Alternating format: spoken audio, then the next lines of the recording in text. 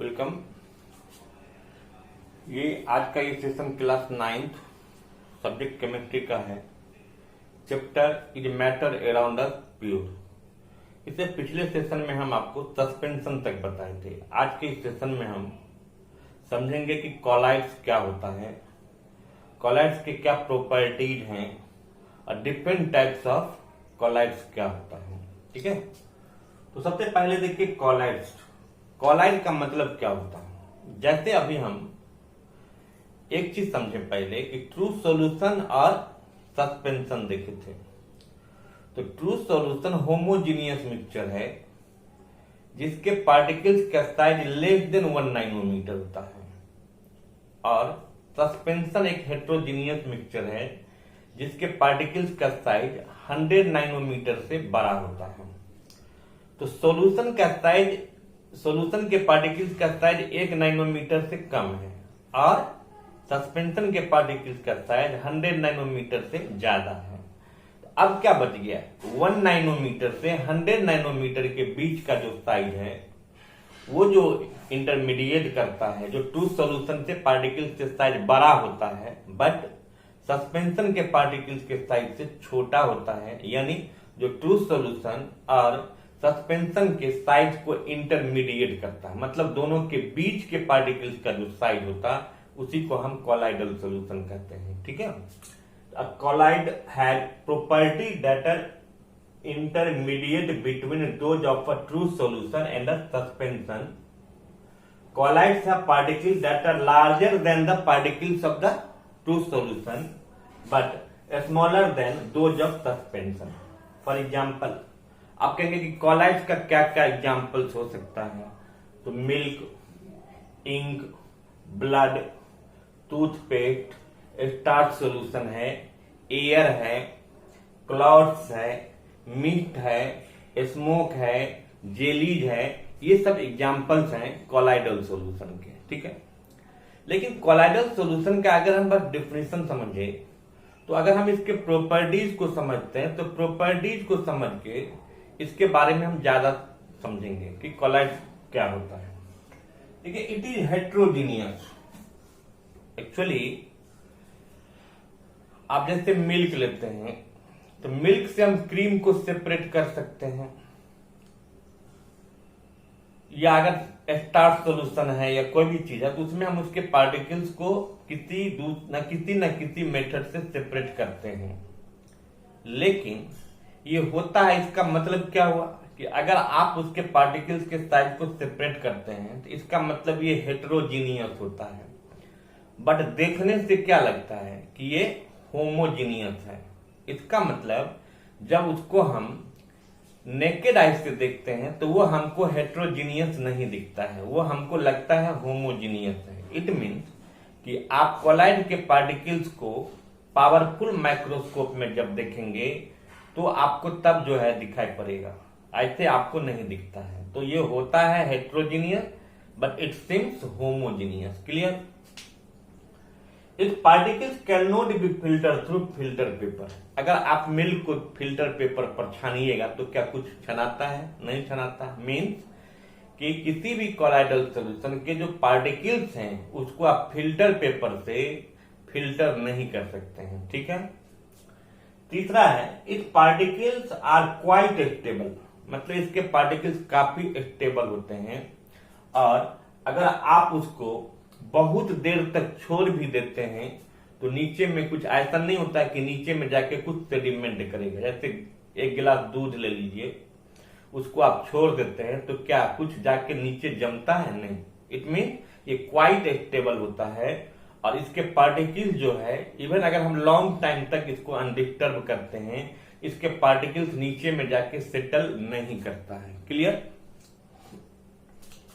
इस particle size lies between 1 nanometre to 100 nanometre. इसके particles का साइज 1 नैनोमीटर से बड़ा होता है बट 100 नैनोमीटर से छोटा होता है। ठीक है, इस particles remain in constant Brownian motion, मतलब इसके जो पार्टिकल्स होते हैं वो कंटिन्यूअसली और कांस्टेंट मैनर से ब्राउनियन मोशन में रहता है। हमेशा इसके पार्टिकल्स जो होते हैं वो हमेशा आपको मोशन में रहता है, जो आप उसको नेकेड आई से नहीं देख सकते हैं। अगर आप उसको पावरफुल माइक्रोस्कोप में देखेंगे तो आपको दिखाई पड़ेगा, ठीक है।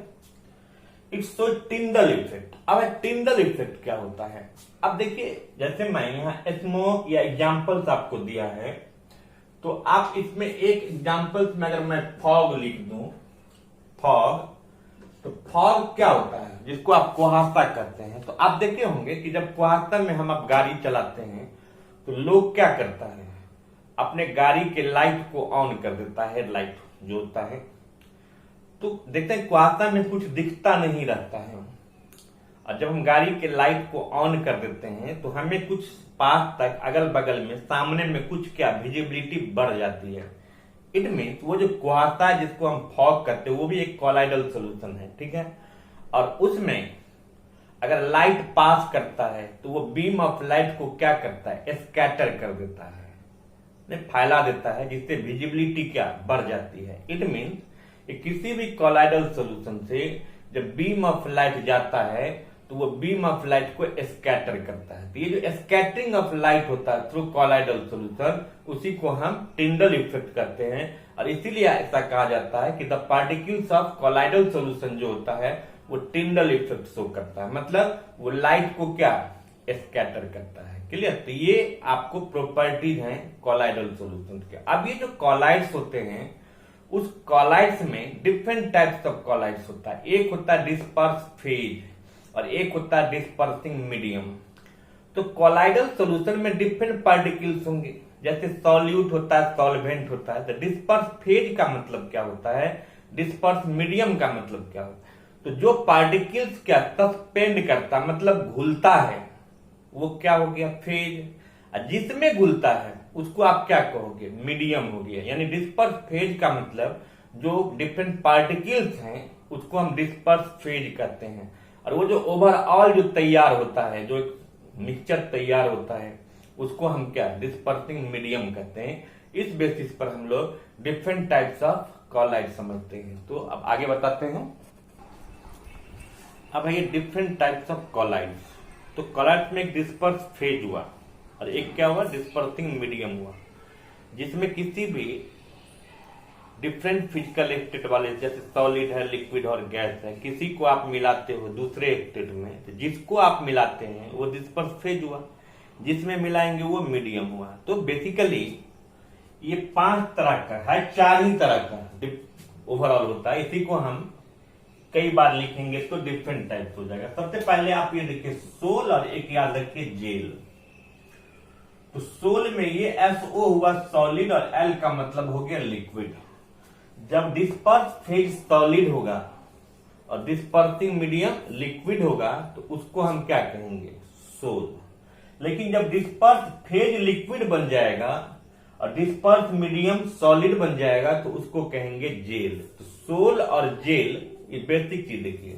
तो सोल में क्या होता है कि सॉलिड डिस्पर्सिंग फेज होता है और लिक्विड डिस्पर्सिंग मीडियम होता है, और जेल में लिक्विड डिस्पर्सिंग फेज होता है और सॉलिड जो है डिस्पर्सिंग मीडियम होता है। तो सोल सॉलिड हो गया, डिस्पर्स फेज, डिस्पर्सिंग मीडियम हो गया लिक्विड। जैसे मिल्क ऑफ मैग्नीशिया है, जिसको हम मैग्नीशियम हाइड्रोक्साइड कहते हैं। तो जब हम मैग्नीशियम हाइड्रोक्साइड को वाटर में डिस्पर्स करते हैं उसी को हम मिल्क ऑफ मैग्नीशिया कहते हैं, जिसको एंटासिड बनाया जाता है, जिसको एसिडिटी को रिमूव करने में यूज करते हैं। तो वो एक एग्जांपल है।